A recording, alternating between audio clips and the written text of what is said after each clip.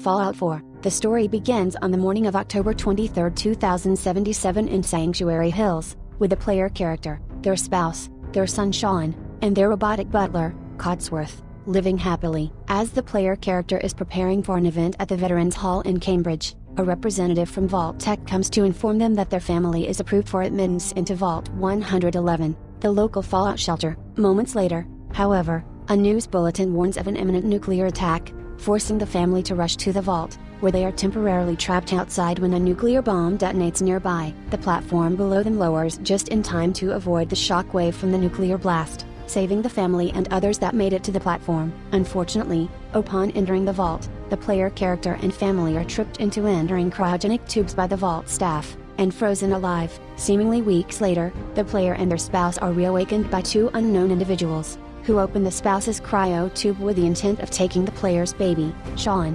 When the spouse tries to prevent the kidnapping, they are killed by one of the strangers, who takes Sean and reactivates the survivor's cryo tube. The player character manages to get free of their cryo tube much later, where they discover that they are the only survivor of Vault 111, unknowingly taking the title of the sole survivor, as the remaining residents have died due to the strangers tampering with the cryo tube controls and life support system. Once they emerge from Vault 111, the sole survivor vows to avenge their spouse's death and find Sean. The player character heads home to Sanctuary Hills, now ruined from the bomb blast, where they meet a distraught Codsworth, revealing to the survivor that over 210 years have passed since they were frozen in the vault, also telling the player character to go to Concord for help.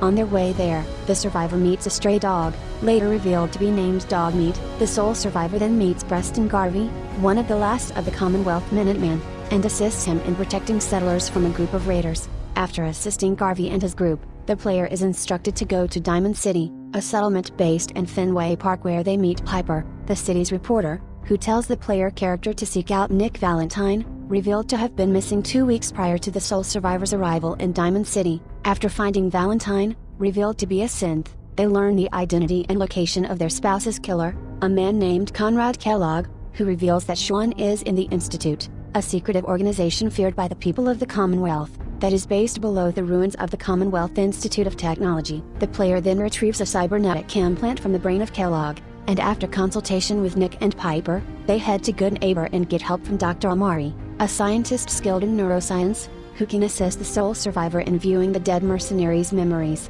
During their hunt for Kellogg, the survivor witnesses the Brotherhood of Steel also arriving in full force with the Pride 1, their mobile airship HQ. After viewing Kellogg's memories, the player is then tasked to go to the Glowing Sea, the ground zero of the nuclear blast shown early in the game, to find Brian Virgil, an ex-Institute scientist, to get help in infiltrating the shadowy organization. Brian Virgil, now mutated into a super mutant by the radiation, mentions that the player must kill an Institute Courser, one of the most advanced creations designed to be stronger, faster and smarter than average human beings, and get its chip. As the Institute is underground, thus the only method for traveling to and from is a teleporter. Afterwards, the player proceeds to the railroad, named for the historical Underground Railroad, for Tinker Tom to decode the chip and get the frequency code. The player then heads back to Brian Virgil, who gives the player character a blueprint of a device that hijacks the frequency of the Institute's molecular relay. After retrieving the blueprints, the player seeks assistance from one of three other factions: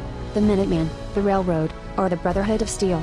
Once the device is built, the player infiltrates the Institute to find their son. After finding a child synth based on a young Sean, it is revealed that the real Sean was kidnapped in 2227, 60 years prior to their release from cryogenic sleep, and is now an old man, named Father, and the leader of the Institute. The player then faces a choice that will greatly affect the Commonwealth and its people. They can side with Sean and help the Institute with their takeover of the Commonwealth by destroying the Railroad and the Brotherhood of Steel. They can also side against Sean by assisting one of the other three factions.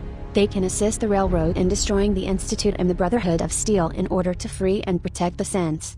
They can assist the Brotherhood of Steel in destroying the Institute and the Railroad in order to exterminate the Synthsaur.